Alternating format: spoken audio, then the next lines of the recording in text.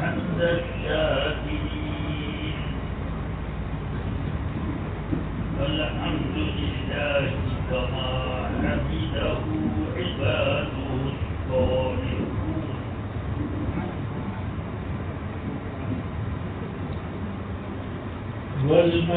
والملائكة المقربون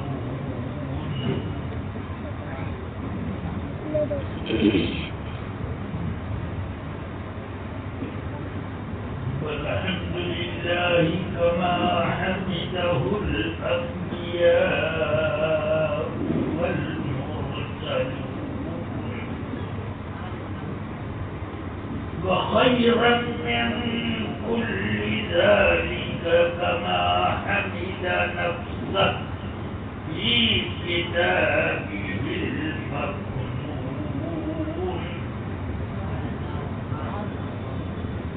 والصلاة والسلام على در الله المكنون سرور القلب المحزون نور الأفئدة والعيون سيدنا محمد عالم ما كان وما يكون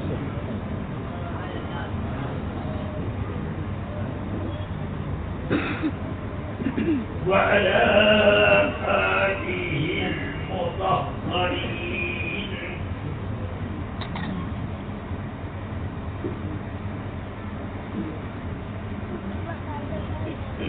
وأصحابه هداة أقوم الدين وعلينا معهم يا أرحم الراحمين أما بعد فأعوذ بالله من الشيطان الرجيم بسم الله الرحمن الرحيم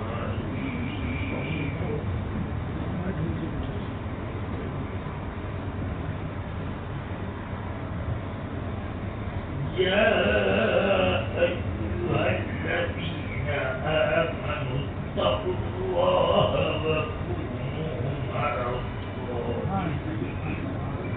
وكونوا مع الصادقين صدق الله العظيم وصدق رسوله الكريم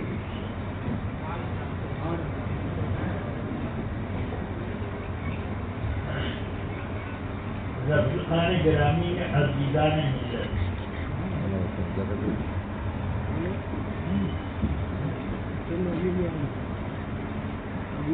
گیارہ نومبر سے سفر اے سر خون تک یہی سلسلہ چل رہا ہے، مگر آج کے دن میری طبیعت متاثر ہے اور جو کچھ بھی ہو میں دین کے کام کرنے میں اپنی طبیعت اور اپنی خاص ضرورت وغیرہ کا کوئی خاص اہتمام نہیں کرتا، دین کے کام کو ضرور سمجھتا ہوں۔ یاد رکھیے رسول اکرم صلی اللہ علیہ وسلم نے ارشاد فرمایا کن عالما او متعلما او مستمعا او محبا ولا تكن الخامس فتهلك۔ ارشاد ہے کہ تم یا تو عالم بنو یا عالموں کے شاگرد بنو اور یا عالموں کی مجلس میں بیٹھ کر ان کی باتیں سنو. یہ سب اگر نہیں کر سکتے تو کم سے کم ان سے محبت رکھو. کئی باتیں ہو گئی. عالم، متعلم اور مستمع اور محب. 4 ولا تكن الخامس فتهلك. 5 میں مت بننا ورنہ ہلاک ہو جاؤ. کیا مطلب کہ عالم سے غیر متعلق، ان سے نفرت کرنے والا ایسا نہ بنو ورنہ ہلاکت کے علاوہ تمہارے پاس کوئی راستہ نہ. آج کچھ لوگ واٹس ایپ پر طرح طرح کی باتیں بہت اڑاتے رہتے ہیں. عادت ہے ان کی. کبھی علماء سے فیض لینے کا انہیں وقت نہیں ملتا، مگر رسول پاک صلی اللہ علیہ وسلم کی ناموس کے نام پر اپنی سیاست چمکانے کا وقت ملتا. میں یہ نہیں کہتا کہ اس ناموس کے لیے آدمی محنت مشقت نہ کرے. میں یہ کہتا ہوں کہ اپنی سیاست چمکانے کے لیے بہت سارے راستے. کیا رسول پاک کا ہی نام اس کام کے لیے بچا ہے؟ جب پبلک کے اوپر گرفتاری، مقدمہ بازی وغیرہ کی دفعات لگتی ہیں تو کبھی ان سے پوچھنے گئے، کبھی ان کے گھر طلاق کرنے یا تعزیت کرنے گئے؟ اسی سے سمجھ میں آتا کہ وہ سیاست ہے. یہ کام سیاسی ہوگا. یاد رکھو رسول پاک صلی اللہ علیہ وسلم کی ناموس کی حفاظت کے لیے جان قربان کرنے کے لیے یہ لوگ آئے آگے. جو لوگ اس طرح کے واٹسپ دوڑاتے ہیں، کبھی گرفتاری کرا کے پولیس پر پولیس کے ڈنڈے کھائے، یہ لوگ ہمیشہ پیچھے سے پبلک کو ہلاک کرنے کی کوشش کرتے ہیں. بہرحال میں اس سلسلے میں اگر کوئی بات کروں تو میں مناسب نہیں سمجھتا. میرے پاس بہت سے کام ہیں. میں اپنے دینی مشغلوں میں رہتا ہوں. مجھ سے کچھ لوگوں نے کہا کہ آپ ذرا احتجاج کا اعلان کیجیے. میں نے کہا ضرور اعلان کر دوں گا، مگر ایک شرط ہے احتجاج کرنے. اس میں نہ آپ کا آدمی اور نہ آپ کا دشمن کوئی ہنگامہ کے لیے نہ آئے کہ گاڑی چلائی، دکان لوٹی، یہ کیا وہ کیا. یہ سب کام کرنے کے لیے ہم جو ہیں اس کام کے لیے احتجاج کو جائز نہیں سمجھتے. جائز حق ہے، اس کے لیے جائز نعرے لگاؤ، اس کے لیے تم اپنا سب کرو، مگر اس کا ذمہ کون لے گا کہ تمہارے ہی لباس میں، تمہارے ہی روپ میں ایک گروپ آئے اور دکانیں لوٹے، مارکیٹ کرے، گاڑیاں چلائے. اس کی ذمہ داری ہے تو میں جب نہیں تو پھر میں اپنی قوم کی ہلاکت کا سامان کیوں کروں؟ بس میں اللہ سے دعا کرتا ہوں اور میں سخت بیدار ہوں اس بات پر کہ یہ سب کیا ہو رہا. میں وہی جملہ کہوں گا جو حضرت سیدنا سعد ابن ابی وقاص رضی اللہ تعالی عنہ نے فرمایا. وہی جملہ بولوں گا جو حضرت نصر ابن انس نے کہا کہ حضرت نصر ابن انس نے سے کسی نے پوچھا کہ آپ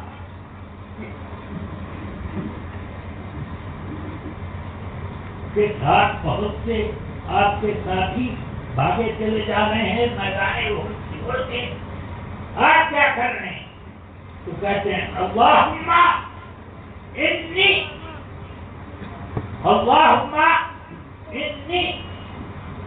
بریء مما یفعل المشرکون وانی استغفر للمسلمین الذین صنعوا هكذا، کہ اے اللہ میں مشرکین سے اپنی بیداری کا اظہار کرتا ہوں جو رسول پاک کے خلاف جنگ کے لیے آئے، اور جو اس میدان کو چھوڑ کر جو لوگ گئے، اے اللہ میں ان کے لیے اس سے مغفرت کی بھیک مانگتا ہوں۔ پھر انہوں نے نیاز کی تلوار نکالی اور میدان جنگ میں کود گئے۔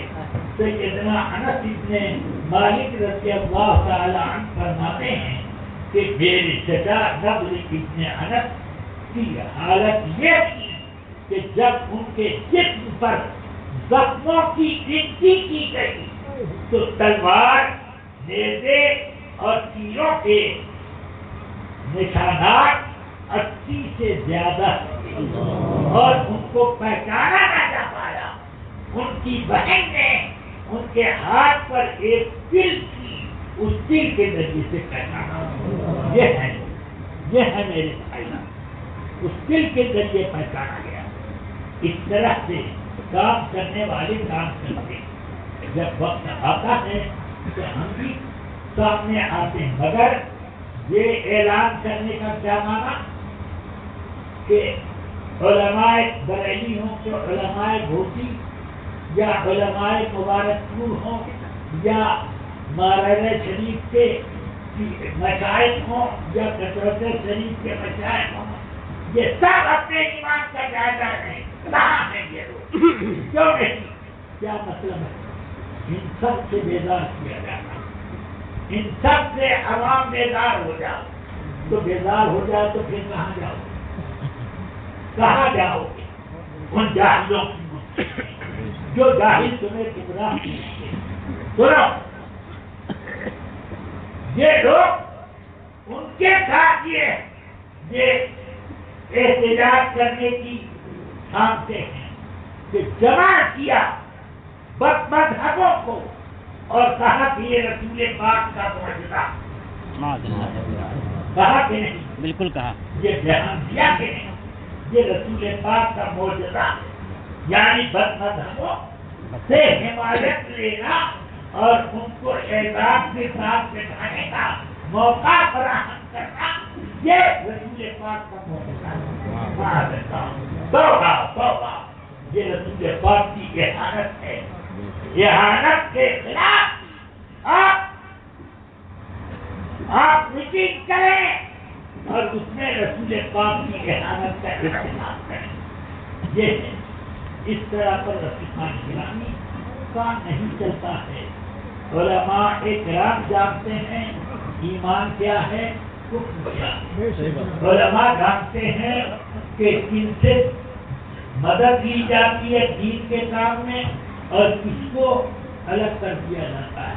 رسول پاک صلی اللہ علیہ وسلم نے فرمایا، مسلم شریف کا مقدمہ ہی اٹھا کر پڑھیے، آقا کائنات صلی اللہ علیہ وسلم فرماتے ہیں، سیاتی علیکم دجالون کذابون یحدثونکم بما لم تسمعوا انتم ولا آباؤکم وإياكم وإياهم لا يضلونكم ولا يفتنونكم۔ یہ حدیث لفظ غلط میں نے مسلم شریف سے پڑھی۔ اس میں میرے آقا فرماتے ہیں ان قریب کچھ ایسے کفار، کچھ ایسے دجال اور ایسے کذاب، نہ بڑی فریب نہ بڑی جھوٹے، وہ آئیں گے تم سے ایسی باتیں کریں گے جو نہ تم نے سنی نہ تمہارے باپ دادا نے سنی۔ سمجھ گیا؟ نہ تم نے سنی نہ تمہارے باپ دادا نے سنی. ان سے دور رہنا، بچ کے رہنا اور ان کو دور رکھنا، قریب نہ آنے دینا. کیوں کہ اگر قریب آئے تو تمہیں گمراہ کر دیں گے اور تمہیں فتنوں اور بدعقیدگی میں مبتلا کر دیں گے. اس لیے ان سے دور رہو. ان کو اس حدیث سے کیا یہ پتا نہیں چلا کہ باپ دادا سے جو بات سنتے چلے آ رہے ہیں اس کے خلاف جو بولے تو وہ دجال ہے، غدار ہے، اس سے بچنا ضروری ہے. یہ لوگ وہی کر رہے ہیں.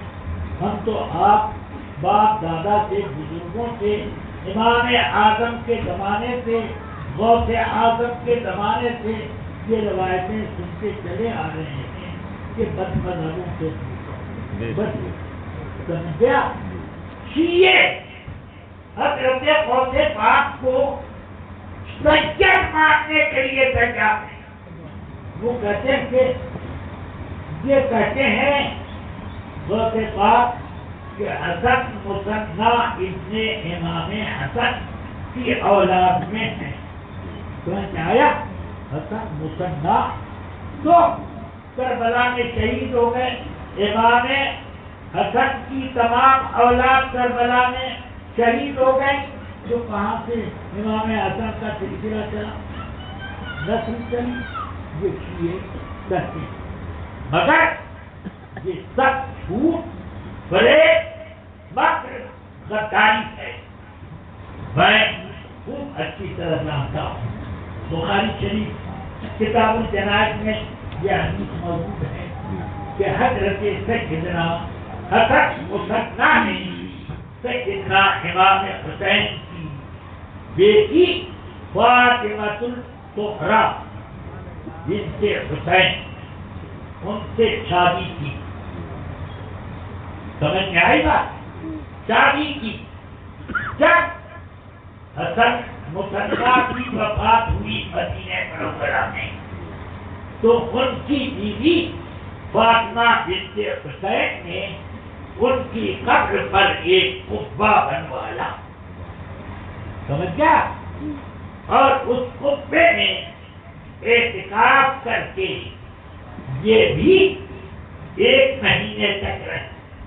جب مہینہ پورا ہو گیا ہے تو انہوں نے حکم دیا اپنے خدام کو کہ تم لوگ یہ خیمہ اکھاڑ کر گھر لے چلو.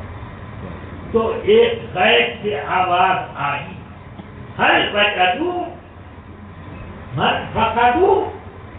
دوسری آواز آئی، بل جئتوا ثم رجعوا. یہ آواز آئی کہ جب خیمے اکھاڑے جانے لگے تو اس غیب کی آواز نے کہا کہ کیا جس کو انہوں نے گم کر دیا تھا ان کو پا گئی جو خیمہ اکھاڑ کے جا رہی تھا. تو دوسرا جواب یہ غیب ہی سے آیا، نہیں بلکہ مایوس ہو کر جا رہی. یہ جواب. تو یہ اعتراف سوال جواب والا نہیں تھا بلکہ یہ ایک تعلیم تھی لوگوں کو کہ لوگ یہ نہ سمجھیں کہ 1 مہینے کا خیمہ لگانا کوئی سنت ہے، کوئی ضروری ہے، بلکہ یہ انہوں نے جو کیا ہے اپنی محبت میں کیا.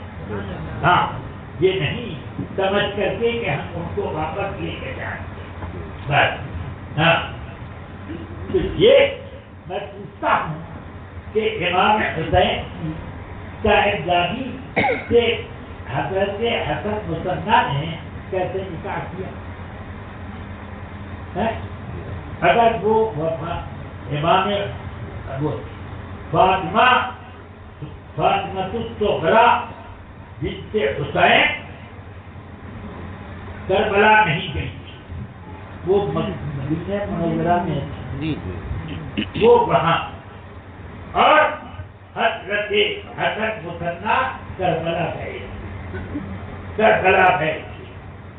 حدیث شریف کی اسماء الرجال کی تمام کتابوں میں یہ ذکر ہے کہ جہاں جہاں اسماء الرجال ہیں تو اس میں یہ ذکر ہے کہ حسن ابن حسن یعنی حسن مسنہ رضی اللہ تعالی جنگ کربلا میں شریک ہوئے، جنگ میں انہوں نے حصہ لیا، مگر فقیر نے امام حسین نے ان کو جنگ میں جانے سے روک دیا کہ آپ یہاں پر رہو، اور امام زین العابدین کو جو علی اوسط کہلاتے ہیں ان کو دونوں کو روک دیا، تم بھائی صاحب کی امانتوں کو پھیلاؤ گے کب جب تم یہاں شہید ہو جاؤ گے، اور ان سے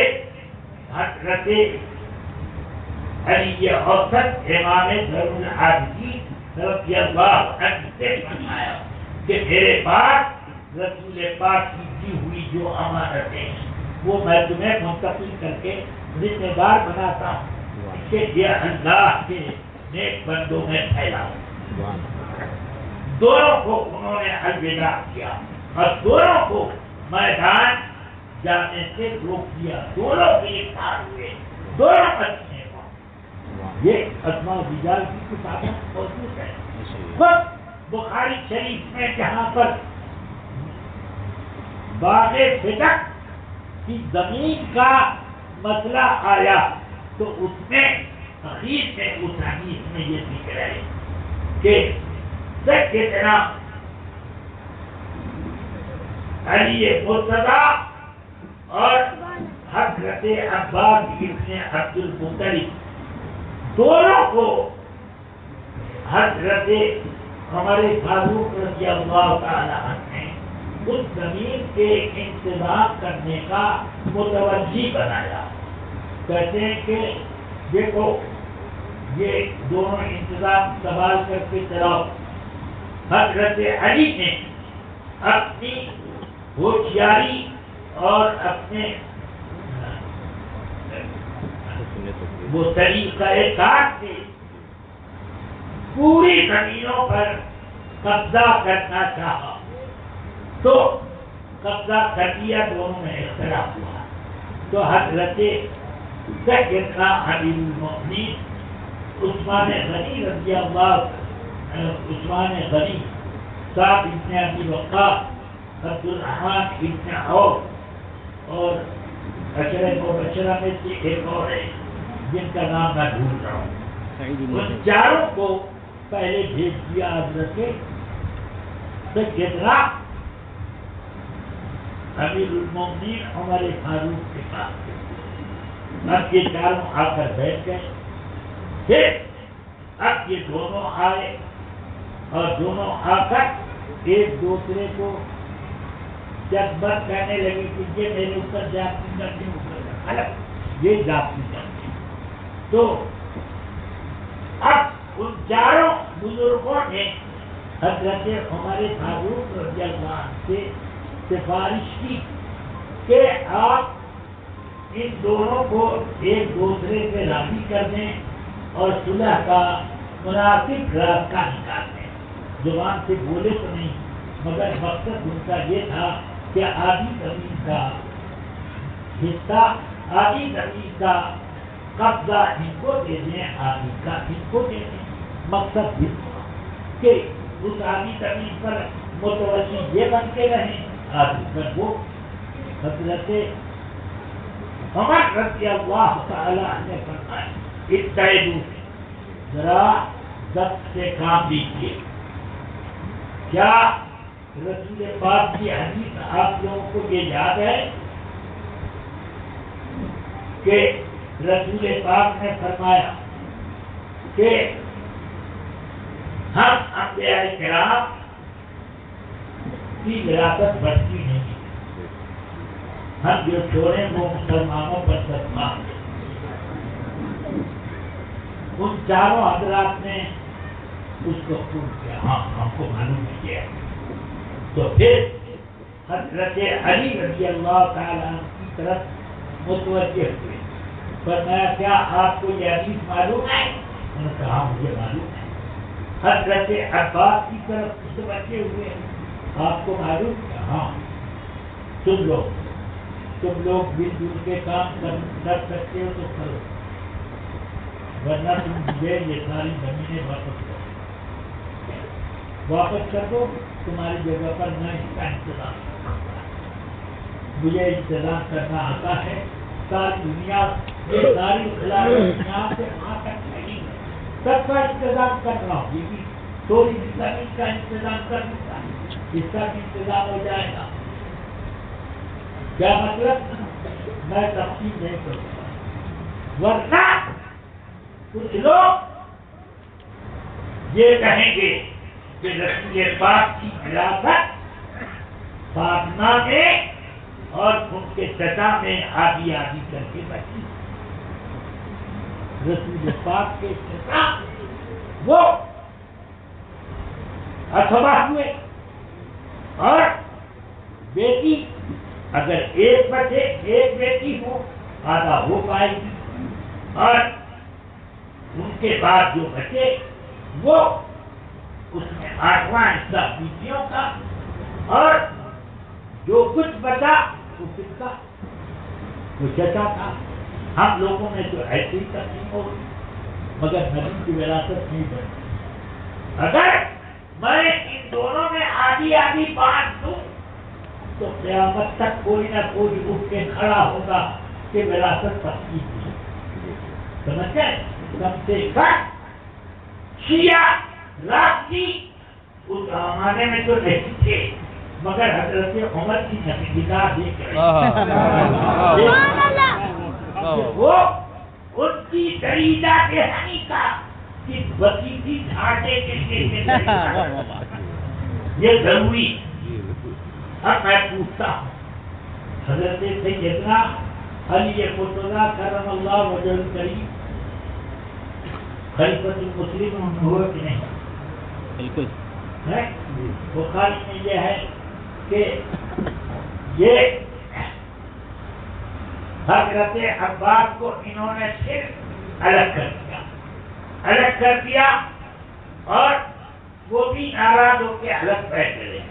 سارا انتظام اپنے سے حضرت علی چلاتے ہیں. جب حضرت علی رضی اللہ عنہ شہید ہوئے تو امام حسن اس کا انتظام کرتے رہے. جب وہ شہید ہو گئے تو امام حسین ان کا انتظام کرتے رہے. جب وہ بھی کربلا میں شہید ہو گئے تو علی اوسط علی ابن حسین اور حسن ابن حسن یہ دونوں انتظام کر رہے ہیں. اب مجھے بتاؤ کربلا کے بعد یہ انتظام کرنے کہاں سے آئے؟ یہ دونوں حضرت سیدنا امام ذو العابدین علی اوسط اور حضرت حسن مثنی ابن حسن امام حسن کی بیٹی، یہ کہاں سے آئے؟ پھر بخاری شریف میں حضرت عبداللہ ابن حسن مثنی حدیث کئی جگہ پر کم سے کم بخاری شریف میں استخارے والی حدیث کو پڑھ لو. جابر بن عبداللہ رضی اللہ عنہ سے حضرت سیدنا عبداللہ روایت عبداللہ حسن مثنی کے بیٹے اور انہیں عبداللہ کی نسل میں سیدنا ہوتے آلو رافضیوں کو اس لیے سب سے زیادہ چیز ہے کہ امام حسن کی نسل سے غوث اعظم کو اتنا اعزاز اکرام اور اتنی شہرت کیوں حاصل ہو گئی؟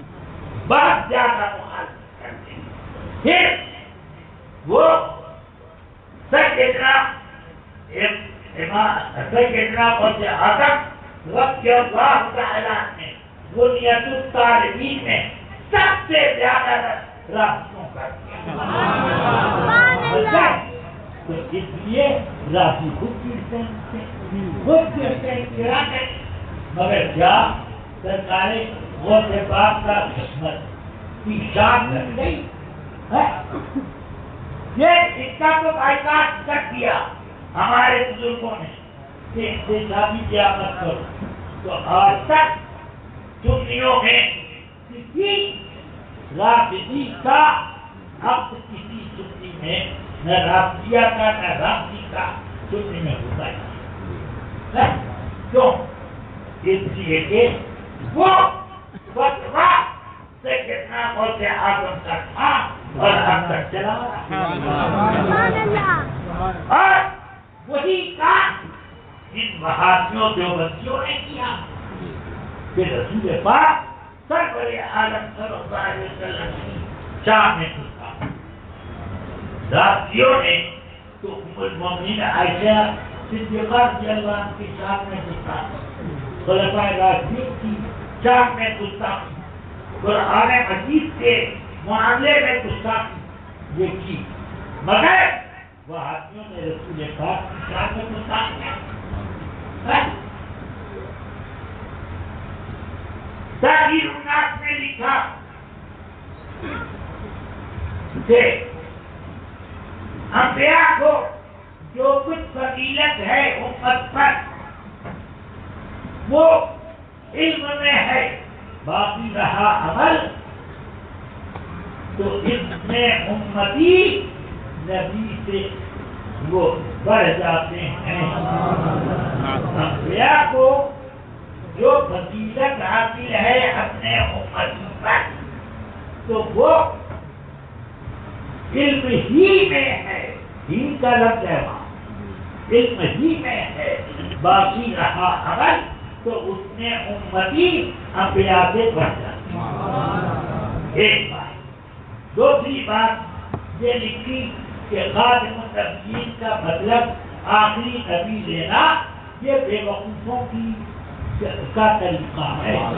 ہاں اہل حق جانتے ہیں کہ آخری نبی ہونے میں کوئی فضیلت نہیں. یا اللہ آخری نبی ہوگا تو قیامت تک کھڑا ہوگا, فضیلت کوئی نہیں ہے, سمجھ میں نہیں آتا.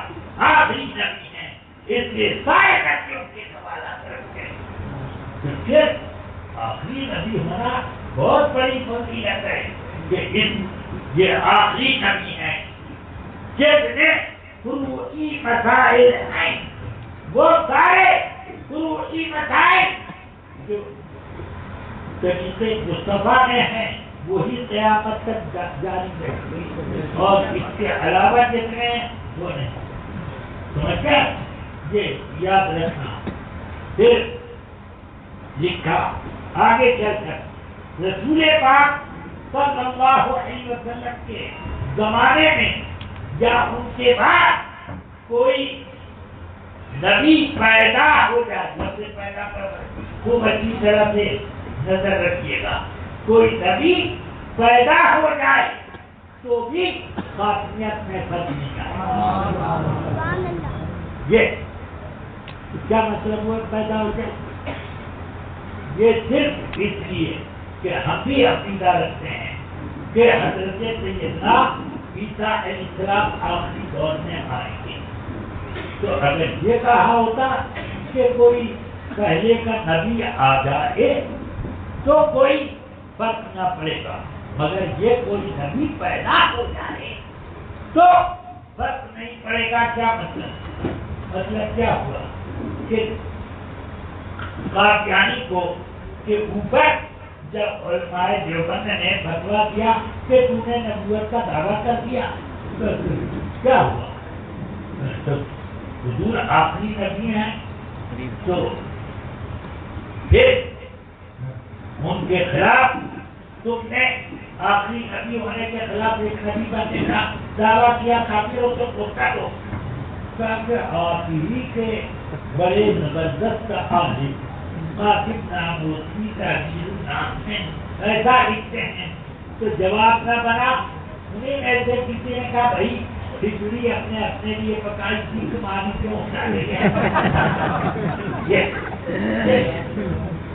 مولوی اشرف علی نے تحذیر الناس میں رسول پاک کے علم غیب کا انکار کرتے ہوئے یہ لکھا اگر رسول پاک کے لیے علم غیب نہ دیا جائے تو اس سے مراد کل علم غیب ہے کہ بعد کل تو اطلق و نقلق مراد، لہذا بعد ہی لیا جائے گا، اور اگر بعد مراد ہے تو اس میں آپ کی کیا تفصیل، آپ کی کیا رسول پاک کی آپ کی کیا تفصیل؟ ایسا علم تو ہر سبھی مجنون جمیع حیواناتوں کا کو حاصل ہے، ہر بچے، پاگل اور جانور چوپائے کو بھی حاصل ہے۔ کیا رسول پاک کے علم کی توہین نہیں ہو؟ ہاں، اور ان کو بلا کر کے آپ کہتے ہیں رسول پاک کا معجزہ توبہ کرانی ہوتی تب میں کہتا کہ ہاں تم نے معجزہ رسول پاک کا دکھایا۔ یہ سب ہے۔ اللہ تبارک و تعالی ہم سب کو ہدایت پر قائم رکھے۔ یاد رکھو حضور سیدنا غوث اعظم رضی اللہ تعالی عنہ نے تمام صحابہ کی تعریف کی ہے۔ جو کوئی امیر معاویہ کی مخالفت کرتا ہے، کہتا ہے کہ وہ جنتی نہیں ہے، وہ صحابی نہیں ہے، وہ سب طرح کی باتیں کرتا ہے معاذ اللہ، یا کہتا ہے منافق ہے معاذ اللہ، وہ خود منافقت کے دلدل میں پھنسا ہوا ہے۔ اس کو اپنے ایمان کی تحقیق کا اثر نو خاص کرنا چاہیے۔ سنیے جتنا امیر معاویہ رضی اللہ عنہ سے کتنی حدیثیں بخاری، مسلم، نسائی، ابو داؤد، ترمذی، ابن ماجہ، موطا، امام مالک وغیرہ میں موجود ہے۔ تو امام بخاری اور اتنے بڑے بڑے ائمہ مفتی حدیث مان رہے ہیں، سر اتنا امام اعظم نے امام حضرت سیدنا امیر معاویہ کو صحابی مانا، یہ امام اعظم سے بڑے امام پیدا ہوئے ہیں، غوث اعظم سے بڑے کے بہت لوگ ہیں کہ جو اس طرح کے احکام لگاتے ہیں، لا الہ الا اللہ۔ تو یہ سیدنا غوث اعظم رضی اللہ تعالی عنہ نے حکم لگایا اس بات کا کہ بد مذہبوں سے بچو اور صحابہ کے طور طریقے کو اپناؤ، اسی راستے پر نجات ہوگی۔ کہ رسول پاک نے فرمایا کہ 73 فرقے میں بچ جائیں گے اور ہر فرقہ جہنمی، ایک فرقہ جنتی ہوگا۔ صحابہ نے پوچھا وہ کون ہیں جو جنت میں جائیں گے؟ فرمایا ما انا علیہ و اصحابی، وہ لوگ ہیں جو میرے طریقے پر ہیں اور میرے صحابہ کے طریقے۔ اب میں ایک بات پوچھنا چاہتا ہوں، جو میرے طریقے پر ہیں اور صحابہ کے طریقے، میرے طریقے کے بعد صحابہ کی ضرورت نہیں، صحابہ کا طریقہ بیان کرنے کیا کرتا؟ حضور کے طریقے کے علاوہ کوئی اور طریقہ بھی جائز ہے؟ سنو، بہت سے ایسے کام ہیں جو کام صحابہ کرام کرتے تھے اور رسول پاک اسے پسند کرتے۔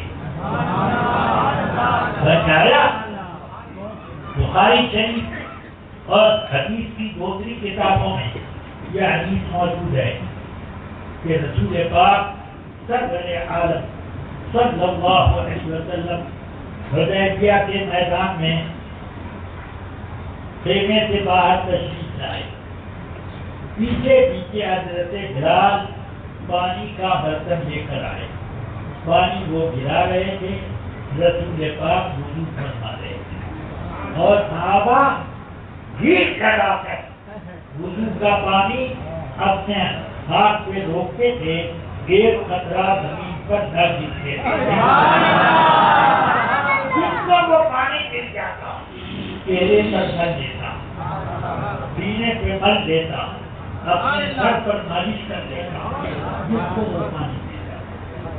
پھر اس بخاری شریف کتاب الصلح میں باب الشروط فی الصلح میں یہ حدیث ہے، اس طریقے پر اس نے اتنا واحد ہے کہ وما يتنخم مقامة ولا يبصق بصاقا الا كانوا يقتصرون عليه، کہ جب رسول پاک وضو کرتے ہوئے خکار نکالتے تو صحابہ اس خکار شریف کو روکنے کے لیے آپس میں ایسے لڑ پھرتے کہ تلوار نکل جائے، اور اگر خاک شریف صاف کرتے تو اس کے لیے ایسا ہی ہوتا، جس کو اس رطوبت کا کچھ حصہ گر جاتا تو وہ اپنے چہرے پر اور سینے پہ پھیلتا، اور جس کو نہ ملتا تو وہ اپنے ساتھ والے کا ہاتھ چھو کر چلو وہ رطوبت نہ ملی، اس کی نسبت تو ٹھیک ہے، یہ تو ہے حدیث ہے۔ تو اس سے ہمارا ایمان زیادہ ہوتا ہے، جس سے یہ بھی بات ثابت ہو گئی کہ جو چیزیں رسول پاک سے ادنا نسبت نہیں رکھتی ہیں وہ قابل تعظیم و تقریر ہے۔ یہ بخاری شریف میں یہ ہے کہ کتاب الوضو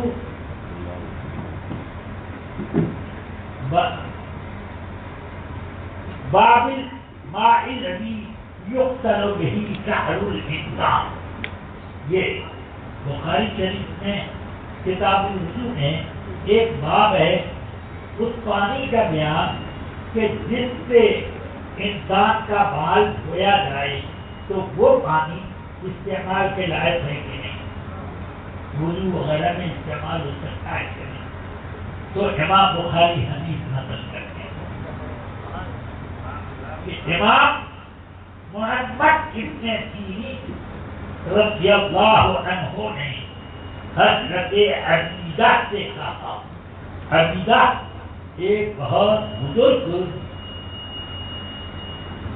تابعی ہے جن کو مخدرین میں شمار کیا جاتا ہے، رسول پاک کی وفات شریف سے 2 سال پہلے ایمان لائے مگر زیارت کا موقع نہیں ملا، اس سے وہ صحابی نہیں ہوئے، مگر صرف تابعی بھی نہ ہوئے، ایسے لوگ مخدرین کہلاتے ہیں، سمجھ گئے، جیسے وہ ایسے قرنی وہ اسی طرح بہت سے مخدرین ہیں، ہاں ابو حاتم اشعری، ابو عثمان قاضی وغیرہ وغیرہ بہت ہیں۔ چلیے تو یہ حضرت سیدنا عبیدہ سے کہا امام محمد ابن سیرین جو خوابوں کے معاملے میں بہت بڑے تابعی کے امام ہونے کا، وہ کہتے ہیں قلت لعبیدہ، میں نے حضرت عبیدہ سے کہا عندنا شهر من شهر النبي صلى الله عليه وسلم فسقناها من قبل انس، میرے پاس کچھ بوئے مبارک ہیں رسول پاک صلی اللہ علیہ وسلم کے جو حضرت انس بن مالک رضی اللہ تعالی عنہ کے دستے پاک سے انس بن مالک حضور کے خاص خادم سرکار سے ثابت 10 سال کی عمر سے لے کر 10 سال شب و روز وہ سرکار کی خدمت کرتے ہیں۔ جب ہجرت کر کے سرکار مدینہ طیبہ پہنچے تو ان کی ماں ام سلیم لے کر آئی، یا رسول اللہ ہادا ہوئے کا انس، یہ آپ کا حقیر خادم ہے انس، یا اس کو آپ اپنی خدمت کے لیے قبول کر سکتے ہیں۔ ہاں، بہت لمبی عمر آپ کو خدمت کے سستے میں نصیب کی۔ ہاں، یہ 95 ہجری میں وفات پائی، یعنی رسول پاک صلی اللہ علیہ وسلم کی وفات شریف کے 85 سال بعد آپ کی وفات ہوئی۔ آپ مات من الصحابہ بالبصرہ، جو صحابہ بصرے میں رہتے تھے ان میں سب سے اخیر میں وفات پانے والے حضرت انس بن مالک ہیں۔ تو حضرت امام محمد بن سیرین کہتے ہیں میں نے حضرت عبیدہ سے کہا حضور کے چند منہ مبارک میرے پاس ہیں جو حضرت انس سے مجھ کو ملے۔ تو حضرت عبیدہ بڑی حسرت سے کیا عرض کرتے ہیں، لَأَن تَكُونَ شَعْرَةٌ مِنْهَا احب الیک من الدنیا وما فیہا۔ ایک مختصر سا منہ مبارک اگر مجھے مل جائے تو دنیا اور دنیا کی ساری نعمتوں کی زیادہ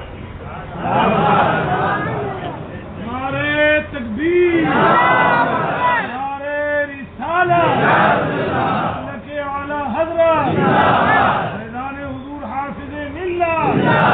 بخاری شریف میں ام المؤمنین ام سلمہ رضی اللہ عنہا کے پاس چند منہ مبارک ایک بوتل میں رکھے رہتی، کوئی بیمار آتا میں فلاں بیماری میں مبتلا ہے، بوتل میں پانی ڈالتی اور اس کو ہلاتی اور پھر اس کے بعد اس طرح پانی نکالتی کہ پانی تو آ جائے باہر، وہ مبارک اندر نکلے،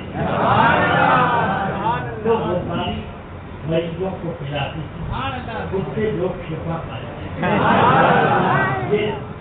یہ تھا تو یہ تو صحابہ صحابیات ازواج مطہرات وغیرہ کا عمل ہے، سمجھ گئے؟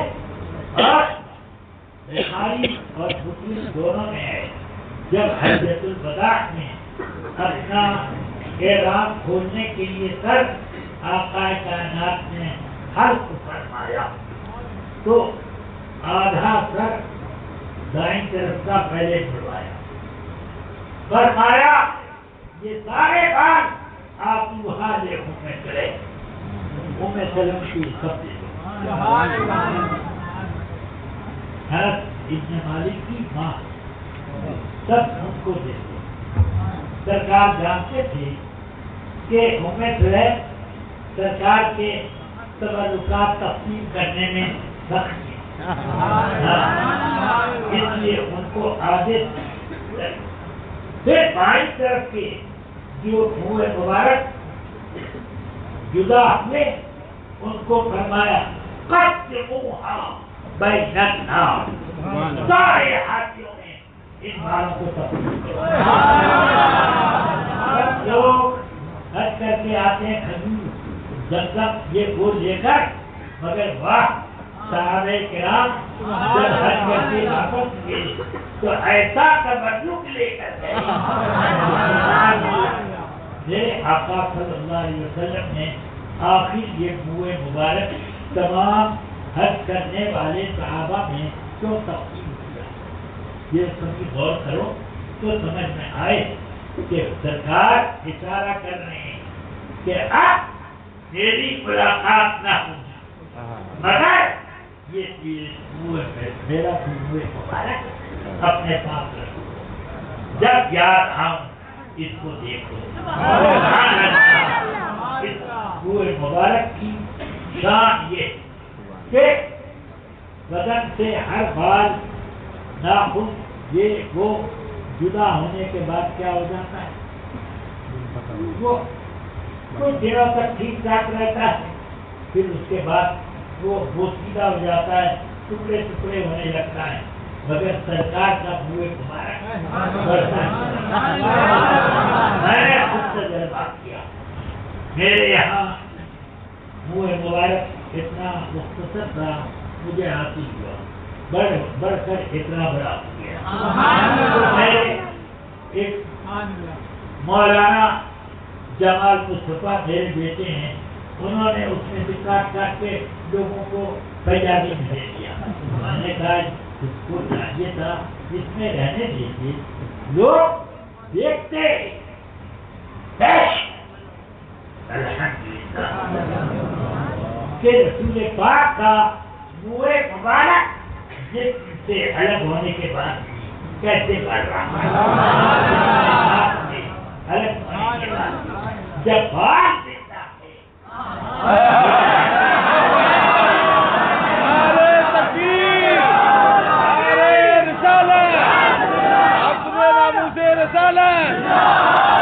حضور حافظ ملت, حضور محدث کبیر, شہزادہ صدر الشریعہ, نعرہ تکبیر, نعرہ رسالت. سبحان اللہ سبحان اللہ. درود شریف پڑھیں.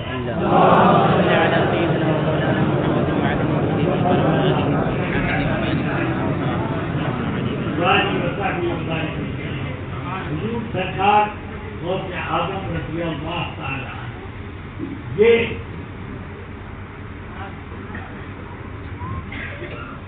رسول پاک صلی اللہ علیہ وسلم کے اپنے زمانے سے لے کر وہ نائب مطلق سرکار کے ہیں, اور اب تک بھی ہیں اور بعد میں بھی رہیں گے. اعلیٰ حضرت فرماتے ہیں جب تک کہ امام مہدی نہیں آتے وہ اپنا یہ منصب کسی اور کو نہیں عطا سمجھ گئے. ہاں ان کے نائب کی حیثیت سے کوئی کام کرے گا اس کو نائب بنا دیتے ہیں, مگر یہ نہیں کہ وہ اپنا پورا منصب عطا کریں گے. وہ منصب عطا فرمائیں گے سیدنا امام مہدی رضی اللہ تعالی. اس لیے اس زمانے میں بھی اگر کوئی قبر میں رہ کر تصرف کرتا ہے اس دنیا میں تو میرے غوث اعظم اخبار شریف میں لکھا ہوا ہے. میں نے 2 روایتیں پڑھی. ایک روایت میں یہ ہے کہ قبر میں رہ کر 2 اولیاء کرام پوری دنیا میں تصرف, ایک شیخ عبد القادر, ایک شیخ احمد کبیر رفاعی. ایک روایت پر. دوسری روایت پر کہ قبر میں رہ کر پوری دنیا میں تصرف کرنے والے 2 بزرگان دین ہیں, ایک شیخ عبد القادر, دوسرے حماد کباب رضی اللہ تعالی عنہ. یہ اس کا ان سب روایتوں کو جمع کیا جائے تو مطلب یہ ہوا کہ اولیاء کرام اپنی قبر میں رہ کر تصرف تو کرتے ہیں مگر پوری دنیا میں تصرف کرنے کا حق غوث اعظم کو ہے, اور ان کے بھانجے سیدنا احمد کبیر کو ہے, اور یا تو حضرت سیدنا شیخ حماد کباب رضی اللہ تعالی عنہ. اللہ تعالی کی رحمتیں نازل ہوتی ہیں.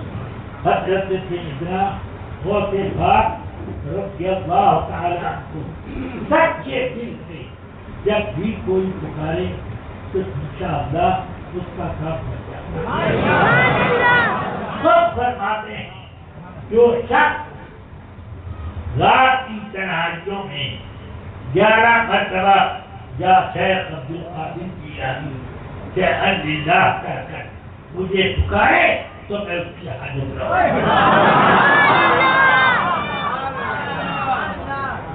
اس لیے یہ سب چیزیں قائم رکھو.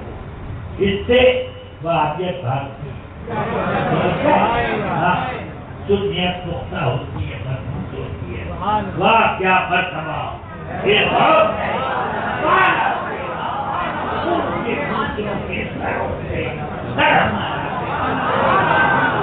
سر بھلا کیا کوئی جانے یہ ہے کیسا تیرا اور یا بنتے ہیں آگے وہ ہے سرکار نے فرمایا میرا یہ قدم ہر بلی کی گردن پر.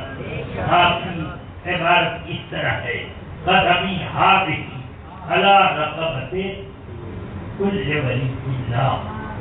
ہر اللہ کے ہر ولی کی گردن پر تمام اولیاء نے اپنی گردنیں خم کر دی.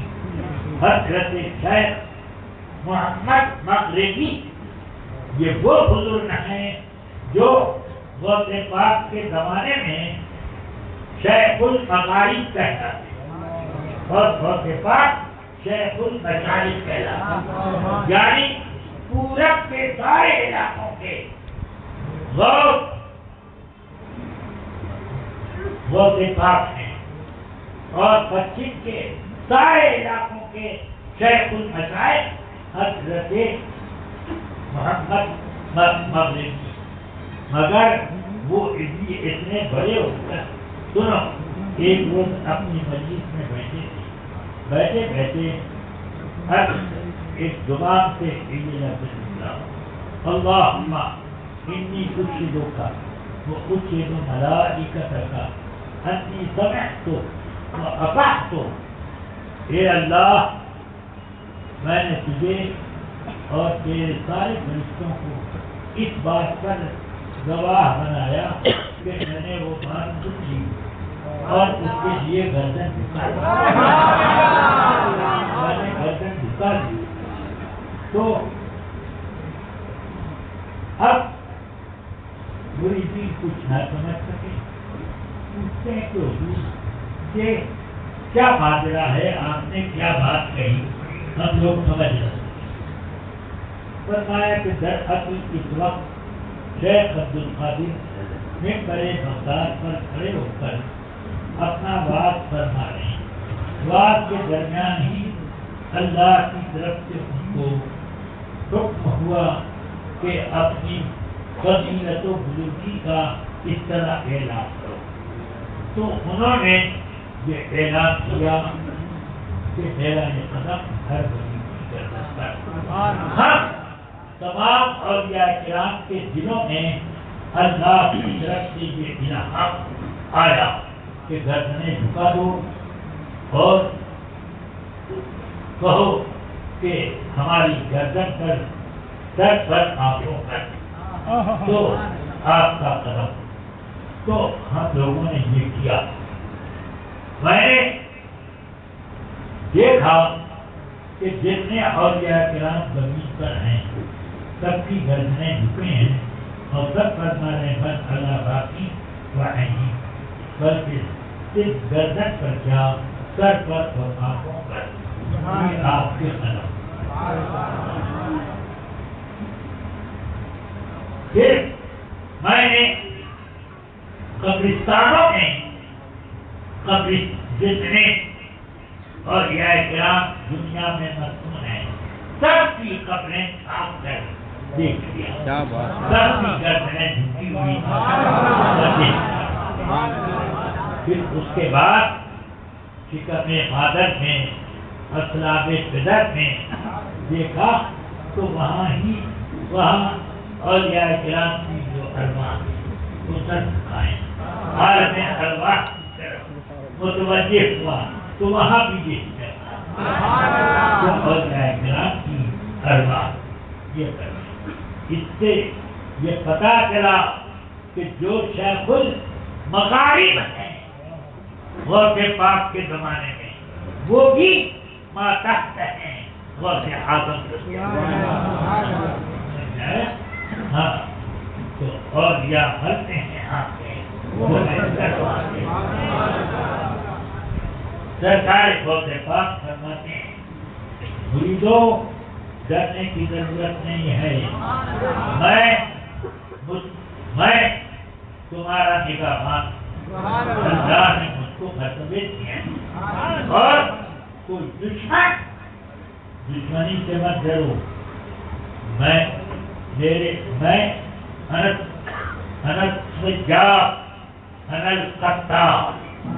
میری تلوار خطا نہیں کرتی اور میرے قتل کا ارادہ کبھی فیل نہیں ہو پاتا.